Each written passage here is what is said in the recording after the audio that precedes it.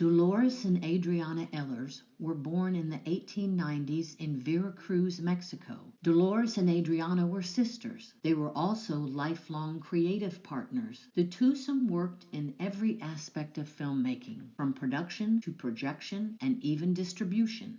Their first business was a photographic studio. They photographed Mexico's president, Venustiano Carranza, who became their lifelong patron and later gave them control of the state's film industry. They made newsreels in a series called Ehlers Magazine and started two companies. The Ehlers created films and documentaries showcasing Mexican life and culture. The sisters co-founded Mexico's Cinematographic Union and were members of the Confederation of Mexican Workers.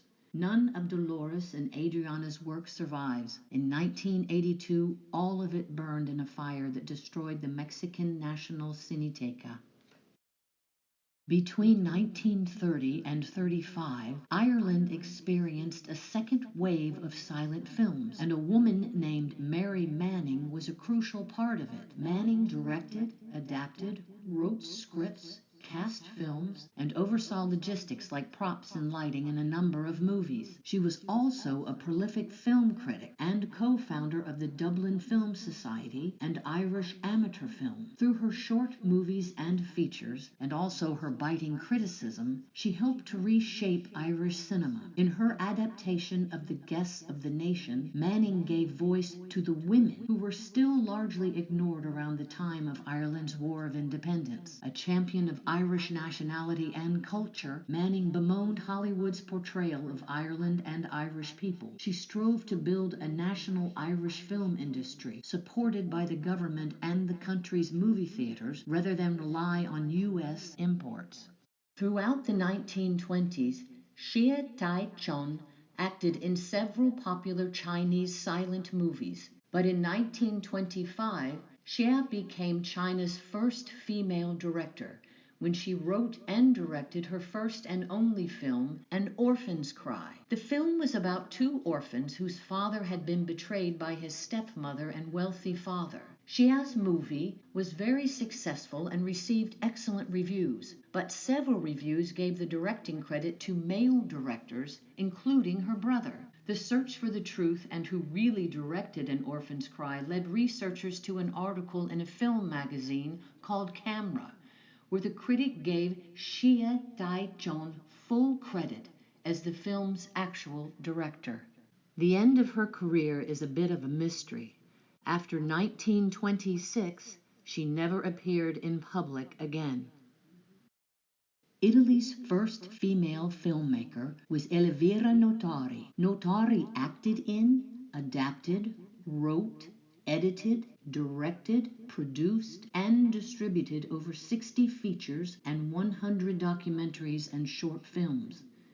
She co-founded Dora Film Company of Naples with her husband, making her the first woman in Italy to start a family business.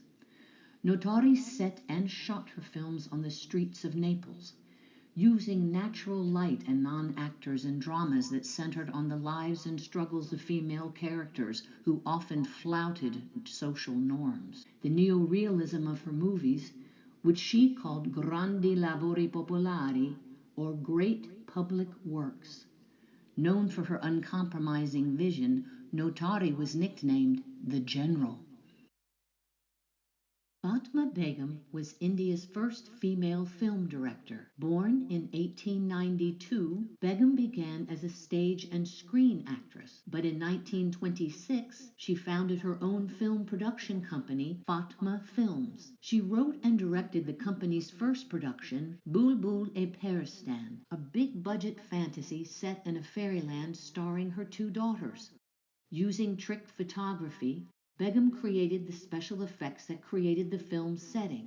Though wildly popular, no known prints of the film currently exist, but Begum made her mark with this movie as a pioneer of fantasy cinema. Begum's career as a director included the silent era films Goddess of Love, Kanakatara, Milan Dinar, Shakuntala, Chandravali, Ranja, and Goddess of Luck. Elisabeth Thuillier was a French film colorist who owned and operated her own lab in Paris in the late 19th and early 20th centuries. Thuillier's company initially colored lantern slides. She and her workforce of 200 women, in assembly line fashion, hand-colored each and every frame of most films of early French cinema. In a 1929 interview, Thuillier recalled, "I spent my nights selecting and sampling the colors, and during the day the workers applied the color according to my instructions. Each specialized worker applied only one color, and we often exceeded 20 colors on a film." Thuillier's crew colored each print of Georges Méliès's most famous work, Trip to the Moon, painting a grand total of 13,375 frames.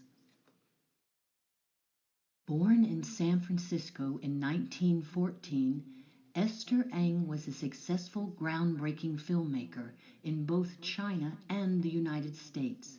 She was South China's first female director, as well as the first female to direct Chinese-language films in the U.S. Esther Eng was a pioneer in crossing race, gender, and language barriers.